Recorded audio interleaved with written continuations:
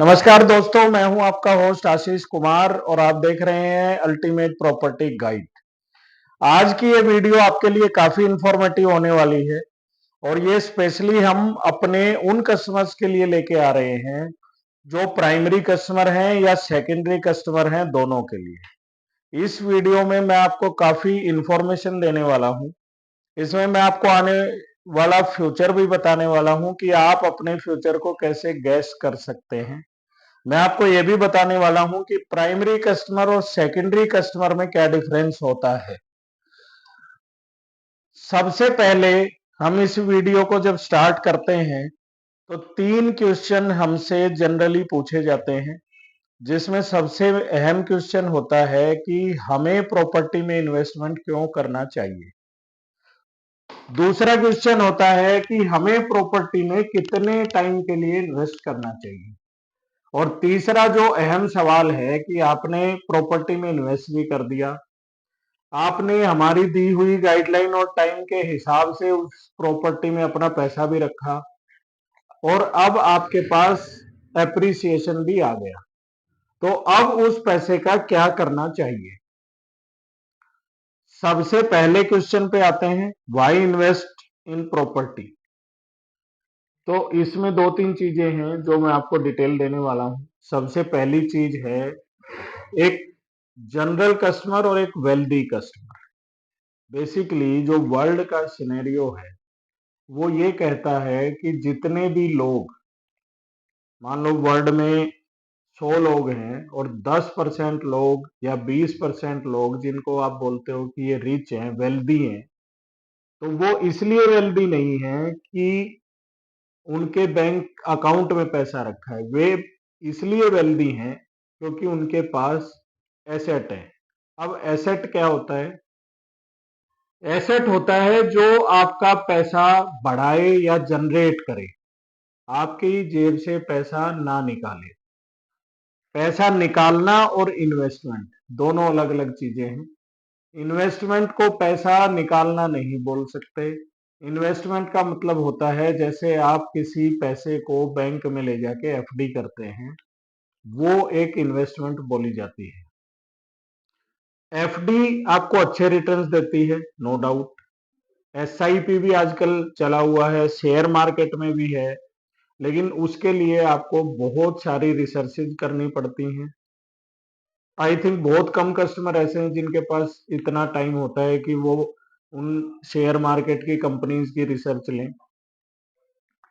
तो हम फोकस करते हैं प्रॉपर्टी पे। तो दुनिया के जितने भी अमीर लोग हैं उसमें 50 to 60% लोग सिर्फ इसलिए अमीर हैं क्योंकि उनके पास प्रॉपर्टी एसेट बहुत ज्यादा है, इसीलिए उनको रिच या वेल्दी बोला जाता है।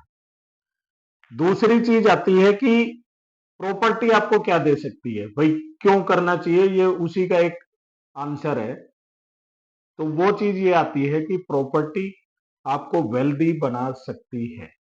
इसमें आपका पैसा बहुत जल्दी ग्रो करता है, रिटर्न्स बहुत अच्छे रहते हैं। 15% पर ईयर से लेके और 20% तक का रिटर्न इसमें रहता है।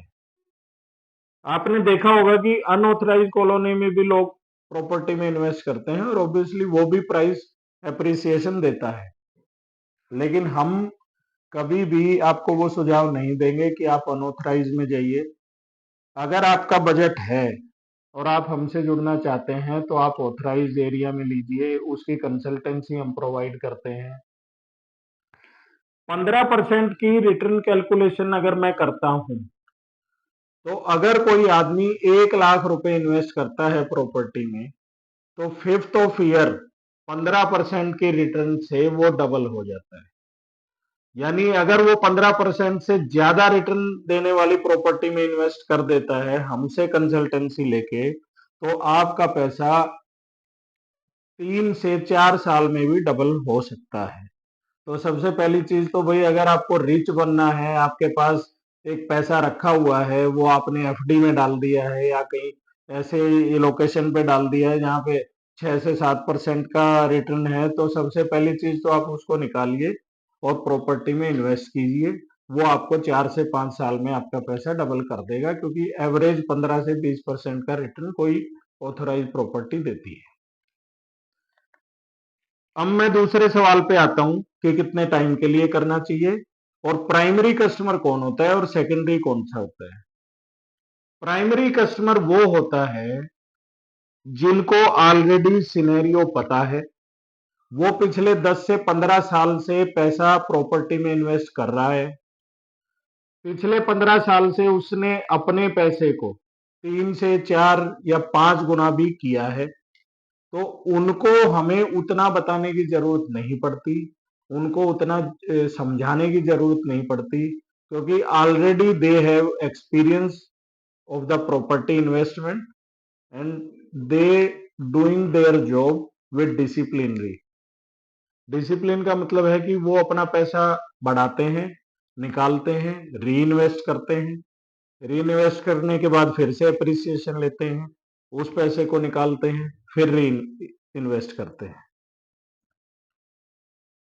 कितने टाइम के लिए आपको पैसा लगाना चाहिए, तो इस चीज को थोड़ा सा आप समझ लीजिए। कोई भी जब प्रोजेक्ट लॉन्च होता है, जब तक उसका रेरा नहीं आ रहा, जब तक उसका लाइसेंस नहीं आ रहा, जब तक उसकी और जो लीगल फॉर्मेलिटीज हैं वो नहीं होती, उसको बोलते हैं प्री लॉन्च। तो प्री लॉन्च में अगर आप बिल्डर को जानते हैं या उसका पास्ट आपको पता है कि भाई वो कितने प्रोजेक्ट डिलीवर कर चुका है या उस तरह की चीजें आपके पास उसकी इंफॉर्मेशन है, तो आप प्री लॉन्च में पैसा डाल सकते हैं, उसमें कम प्राइस में आपको प्लॉट मिलते हैं। इन प्लेस की आपके पास वो डिटेल नहीं है, तो ultimate property guide is bound to given the detail to you कि which builder is the best and why you invest there. हम अपने सिनेरियो में अपने कस्टमर्स का जो पैसा लगवाते हैं या जिनको भी हमने उनका पैसा डबल किया है, वो 3 से 5 साल में किया है। जहां 20 से 22% का रिटर्न आता है वो 3 साल में डबल हो जाता है, जहां 15 से 16% का रिटर्न आता है वो 4 से 4.5 साल में डबल हो जाता है। तो इससे आपको ये पता चल गया होगा कि आपको किसी भी प्रॉपर्टी में अगर इन्वेस्टमेंट करना है तो कितने टाइम के लिए करना है, वो टाइम बैंड निकल के आता है 3 से 5 साल। अब हम आते हैं सेकेंडरी कस्टमर पे। सेकेंडरी कस्टमर वो होता है जिसने आज तक कभी भी प्रॉपर्टी में इन्वेस्टमेंट नहीं की है, वो उसके सिनेरियो को नहीं जानता, वो बिल्डर्स के पास के बारे में नहीं जानता कि किस तरह के बिल्डर हैं, कहाँ उसको पैसा लगाना चाहिए। तो हम उसके लिए भी अपनी कंसल्टेंसी फ्री ऑफ कॉस्ट देते हैं। वो हमारी टेबल पे आके हमसे पूछ सकता है, क्योंकि हमें भी टेबल पे आना इसलिए भी जरूरी है कि हमें कंसल्टेंसी देने से पहले ये समझना पड़ेगा कि जो मेरा इन्वेस्टर है उसका उस प्रॉपर्टी को लेने का पर्पज क्या है। बेसिकली कुछ लोग इन्वेस्ट करते हैं एप्रिसिएशन के लिए, कुछ लोग इन्वेस्ट करते हैं फ्यूचर में वो उस प्लॉट पे मकान बनाएंगे। अब ये दोनों सिनेरियो अलग अलग हो जाते हैं।